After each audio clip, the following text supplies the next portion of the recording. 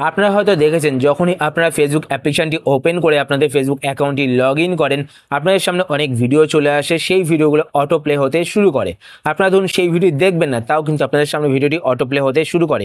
এতে কিন্তু আপনাদের অনেক ইন্টারনেট ডাটাও খরচা হয়, কেননা ব্যাকগ্রাউন্ডে ভিডিওগুলো কিন্তু ডাউনলোড হতে থাকে, সেই কারণে আপনাদের ইন্টারনেট ডাটাও কিন্তু ইউজ হয়।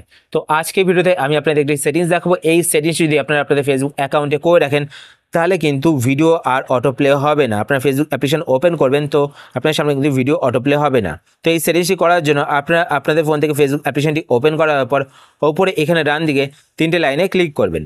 তিনটে লাইনে ক্লিক করার পর আপনার নিচের দিকে আসবেন। নিচের দিকে আসার পর এখানে একটি অপশান দেখতে পাবেন, সেটিংস অ্যান্ড প্রাইভেসি। তো আপনার সেটিংস অ্যান্ড প্রাইভেসি এই অপশানটিতে ক্লিক করবেন। এই অপশানটিতে ক্লিক করার পরে এবার আপনার ওপরে এখানে দেখতে পাবেন সেটিংস বলে একটি অপশান শো করবে।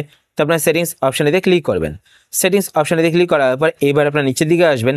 নিচের দিকে আসার পর এখানে একটি অপশান আপনারা দেখতে পাবেন, মিডিয়া। তো আপনার মিডিয়া অপশানটিতে ক্লিক করবেন। মিডিয়া অপশানটিতে ক্লিক করার পর এবার আপনার প্রথমে যে সেটিংসটি করবেন সেটা হচ্ছে গিয়ে এখানে ভিডিও কোয়ালিটি। তো অপটিমাইজ যেটা সিলেক্ট করা থাকবে, তো এখান থেকে আপনার ডাটা সেভার এই অপশানটি সিলেক্ট করবেন। এতে কী হবে, আপনার 40% ইন্টারনেট ডাটা কিন্তু সেভ করতে পারবেন।